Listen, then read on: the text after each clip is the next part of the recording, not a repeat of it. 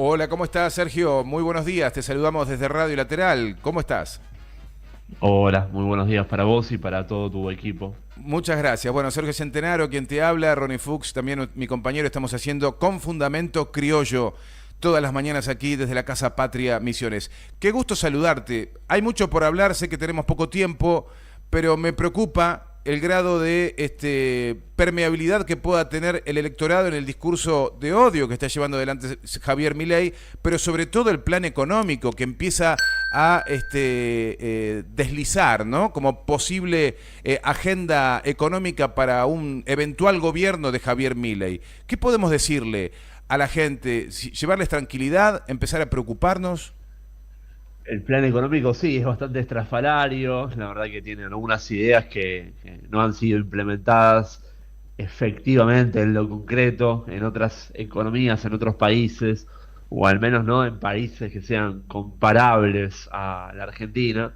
El caso de la dolarización tal vez es el más claro. No hay países de el nivel de ingreso per cápita, de la escala que tiene Argentina, que hoy haya resignado tener una moneda, ¿no? Y se haya plegado a una moneda extranjera. Después, el resto de las ideas, como la eliminación del Banco Central, una baja muy brutal del gasto público, bueno, lo que quiera hacer en materia de educación, de salud, también, ¿no? Son todas ideas que la verdad que desde el plano de lo conceptual uno puede tener una mirada ideológica y discutirlas, ¿no? Teorizarlas, pero después de su factibilidad de implementación tienen una baja probabilidad de éxito.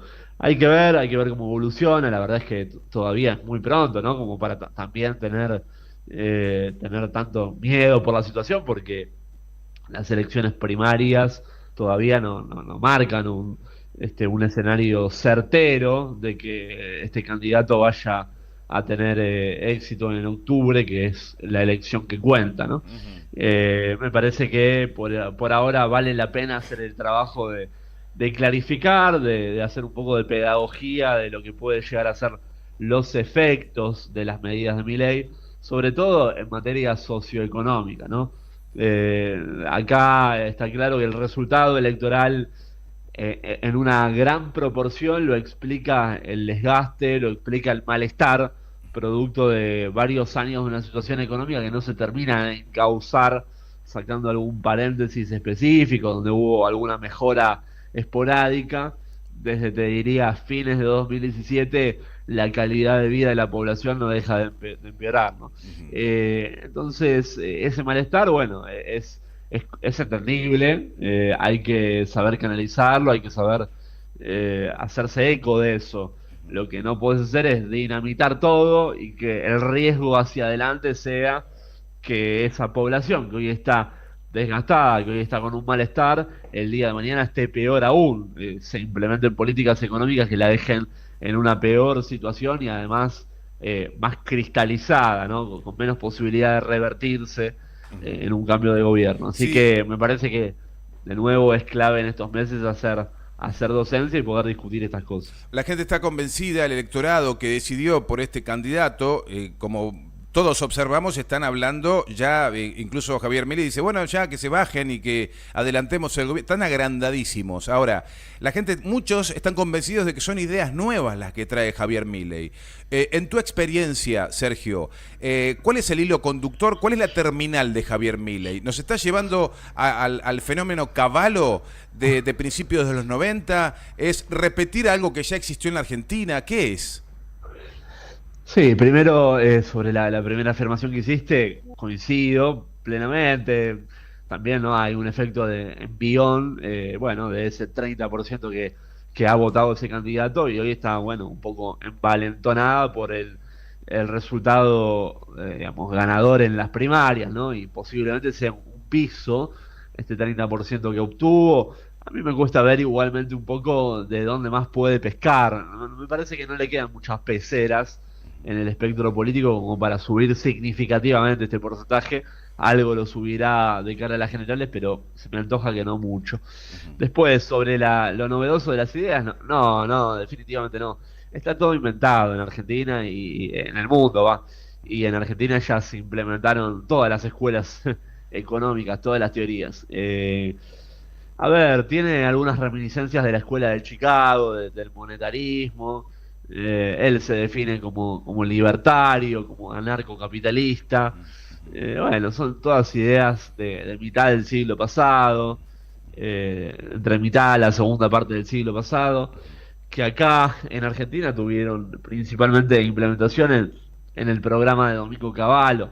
Te diría en el segundo Cavallo, ¿no? Que era el que estaba más ligado a los capitales internacionales, a un modelo de especulación y de valorización financiera pura. A ver, la dolarización al fin y al cabo no sería algo muy distinto de una convertibilidad como tuvimos en los 90. Tiene algunos elementos que la diferencian, pero en el foco, en lo central, lo que busca como propósito sería la estabilidad del precio, ¿no? El hecho de no tener más vaivenes inflacionarios. Y ese también era el objetivo del 1 a 1, de la convertibilidad de los años 90. Ujú. Que en pos del objetivo de estabilidad monetaria, ¿no? De eliminar la inflación, tuvo resultados. Podemos discutir el trazo fino, ¿no? De la inflación importada, que es otra historia, pero tuvo resultados. Ahora bien, después, cuando vos estabilizás los precios en una economía, te das cuenta que no es todo eso. Te das cuenta que eso es importante, pero no es todo.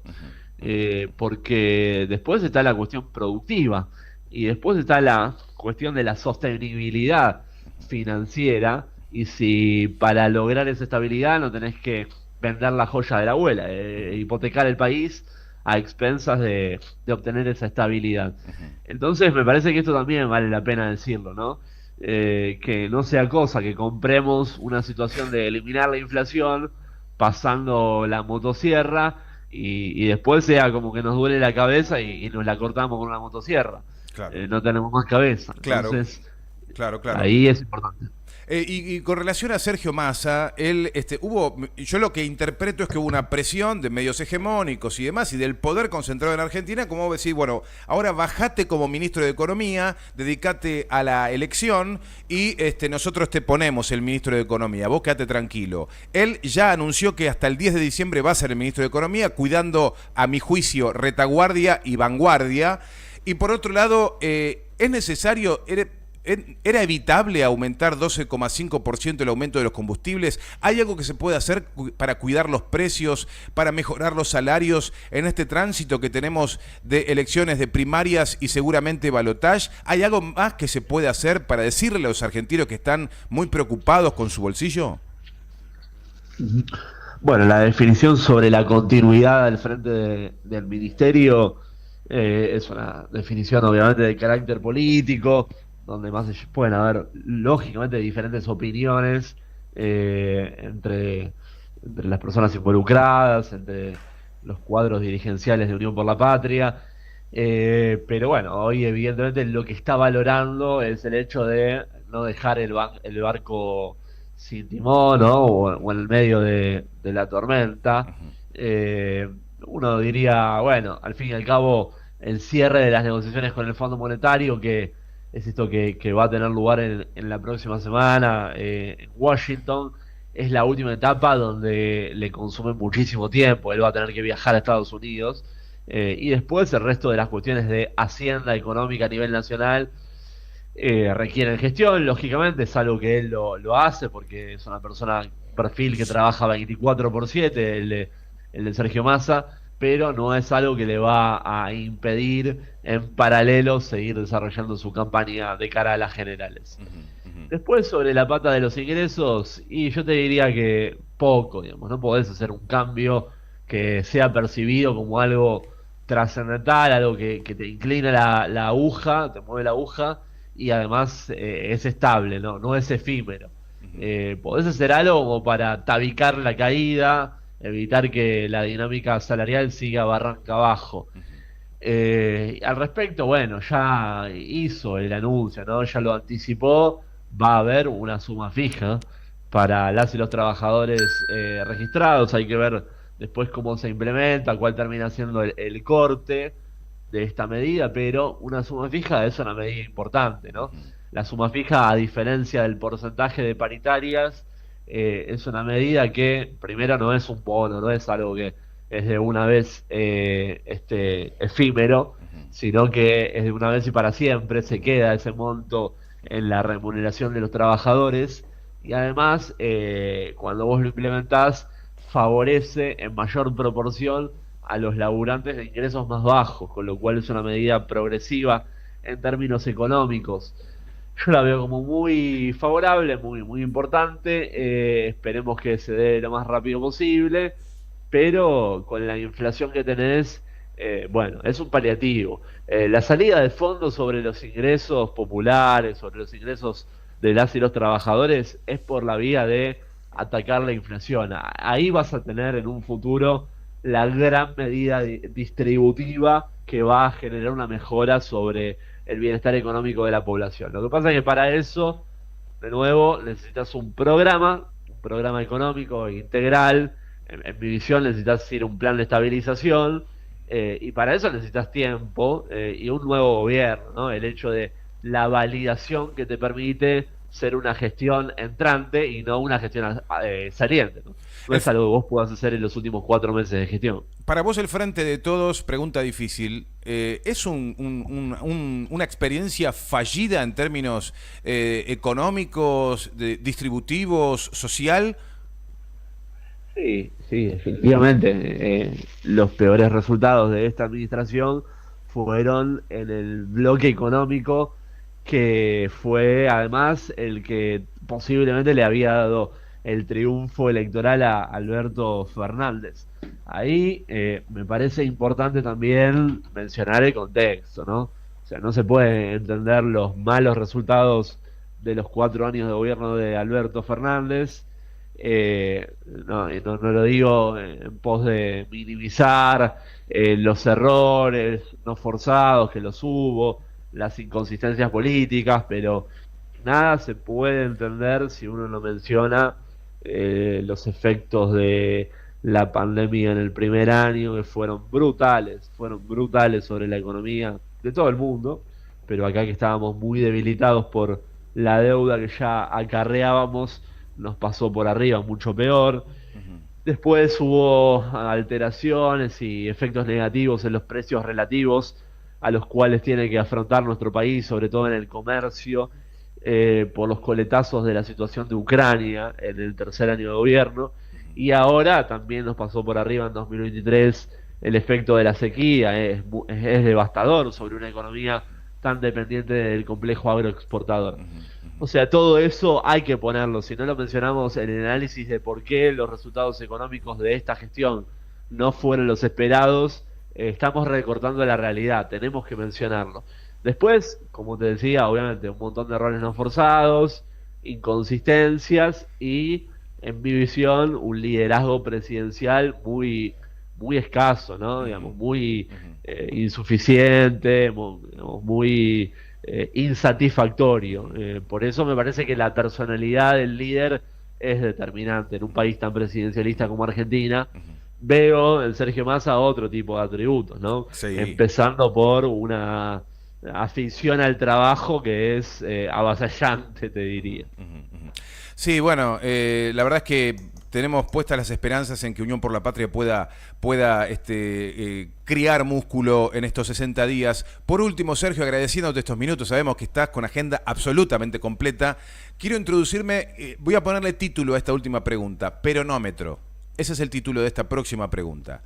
Sé que tenés una alta exposición, veo la presión que debes sentir como comunicador, como economista, que estás en redes sociales, en medios de comunicación, conversando y dando la disputa, ¿no?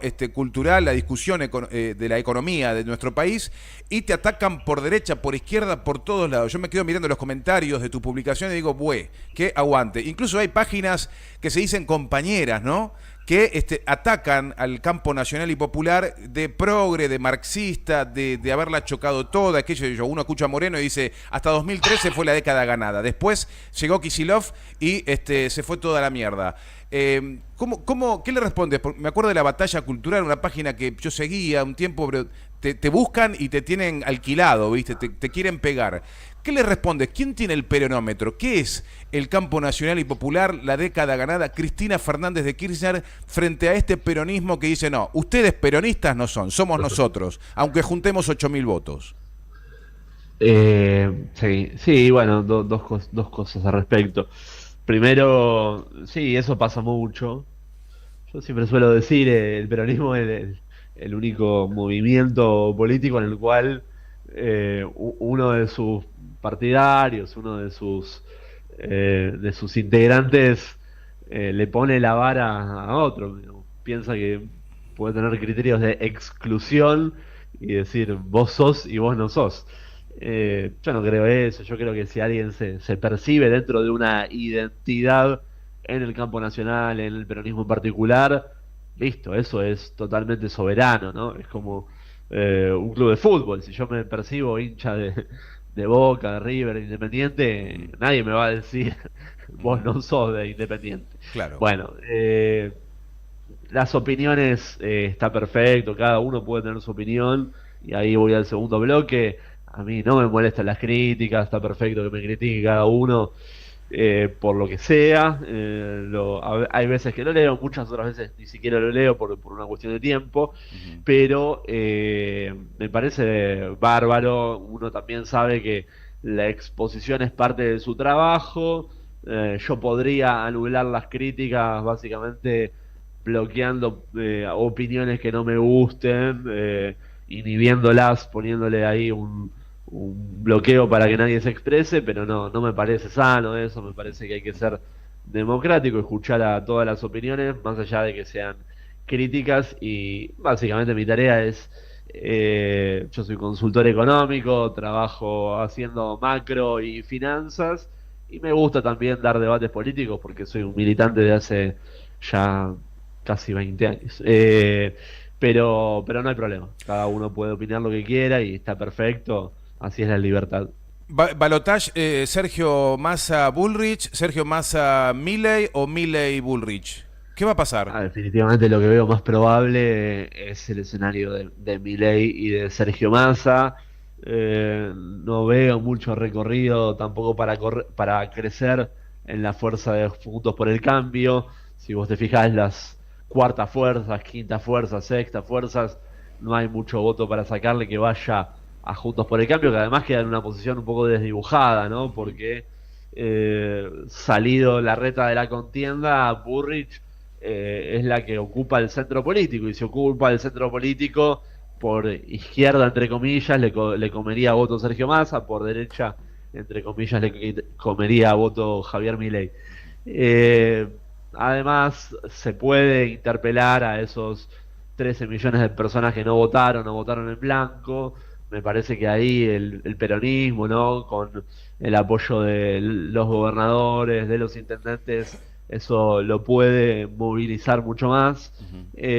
Así que no tengo dudas de que el balotaje va a ser entre Javier Milei y Sergio Massa, y ahí se dirimirán los modelos muy distintos de país que queremos para 2024, ¿no? Un modelo basado en la producción, el trabajo y la apuesta a las capacidades nacionales, o un modelo estrafalario que no se aplicó en ningún país del mundo, que cierra solamente en un canal de televisión y con consecuencias para las mayorías populares que serían abrumadoras. Sergio, espectacular. Muchísimas gracias por comunicarte con nosotros, con la Casa Patria Misiones, aquí en Radio Lateral. Te mandamos un abrazo muy grande.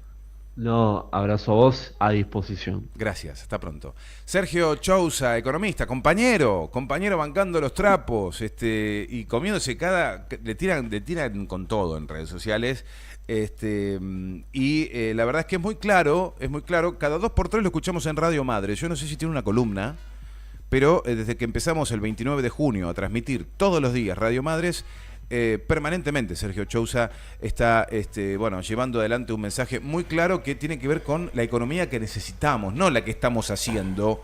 Como decíamos, le pregunté, ¿considerás que el Frente de Todos es una experiencia fallida en materia distributiva, en materia económica? Sí, claramente sí, pero ojo, tuvimos pandemia, tuvimos guerra, y no es una excusa. son datos que evidentemente no los tuvo el gobierno, que encima tenés que sobrevivir a lo que fue el macrismo.